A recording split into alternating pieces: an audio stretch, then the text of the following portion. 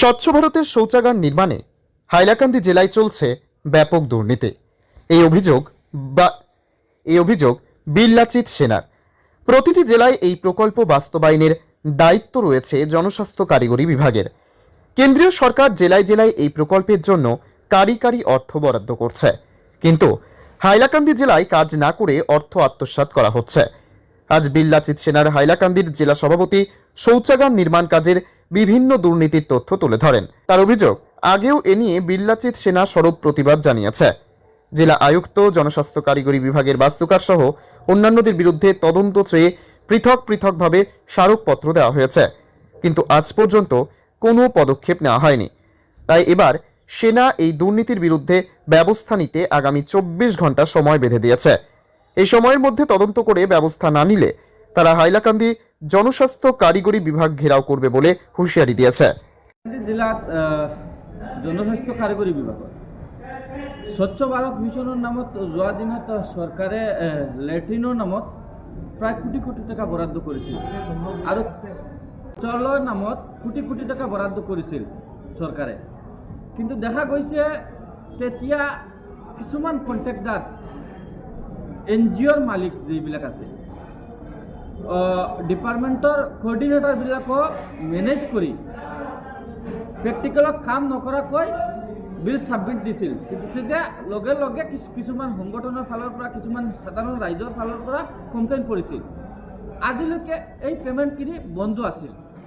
কিন্তু যোৱা কেইদিনমান ধৰি মই শুনিবলৈ পাইছোঁ যে এইখিনি পেমেণ্ট ৰিলিজ কৰি দিয়া হৈছে। এতিয়া মোৰ কথাটো হৈছে, ইমান কমপ্লেইন থকাৰ পিছত প্ৰেক্টিকেলত কাম নকৰাকৈ কেনেকুৱা আমাৰ হাইলাকান্দি জনস্বাস্থ্য কাৰিগৰী বিভাগৰ ইঞ্জিনিয়াৰে এই টেকাখিনি ৰিলিজ কৰিলে, সেইটো আটাইতকৈ ডাঙৰ এটা প্ৰশ্ন। মই ভাবোঁ যে ক'ৰবাত না ক'ৰবাত এই আমাৰ হাইলাকান্দি জিলাৰ জনস্বাস্থ্য কাৰিগৰী বিভাগৰ ইঞ্জিনিয়াৰ যিগৰাকী আছে, তেখেত জড়িত হৈ আছে। মোটা অংকৰ টেকাৰ বিনিময়ত এই পেমেণ্টখিনি ৰিলিজ কৰা হৈছে।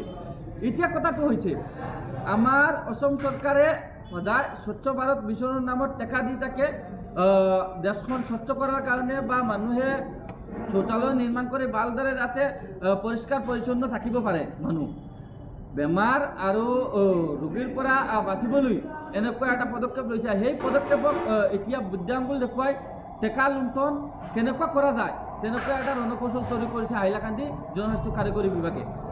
এতিয়া মই বিল্লাচিত সেনা হাইলাকান্দি জিলা সমিতিৰ ফালৰ পৰা যোৱা 3 দিন আগতে আমি CM স্পেচিয়েল ভিজিলেন্স সেল যিটো আছে, তাত এখন মেমৰেণ্ডাম পোষ্টযোগে দিছিলোঁ আৰু আমাৰ হাইলাকান্দি জিলাৰ ডেপুটি কমিশ্যনাৰ মহোদয়ক এখন দিছোঁ, ইনফৰমেশ্যন কৰিছোঁ ইঞ্জিনিয়াৰ, এক্সিকিউটিভ ইঞ্জিনিয়াৰক।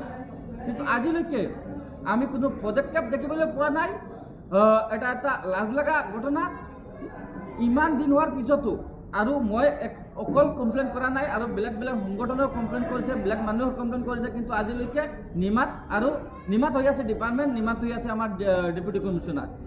আমি ন্যায় বিচাৰিছোঁ যে সাধাৰণ ৰাইজৰ পৰা ইমান কোটি টকা আত্মসাৎ কৰা কোনো কাৰণতে মই বিল্লাচিত সেনা হাইলাকান্দি জিলা সমিতিয়ে সহ্য নকৰোঁ।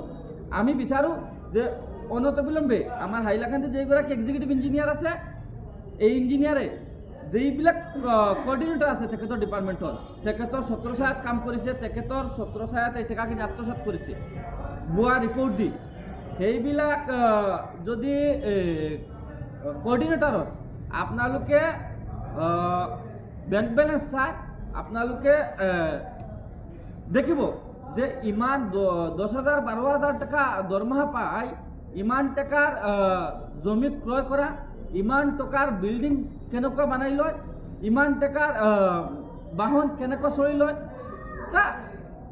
গোটেই জল পটপট হৈ পৰিব যদি ভালদৰে এটা ইনকুৱাৰী হয়।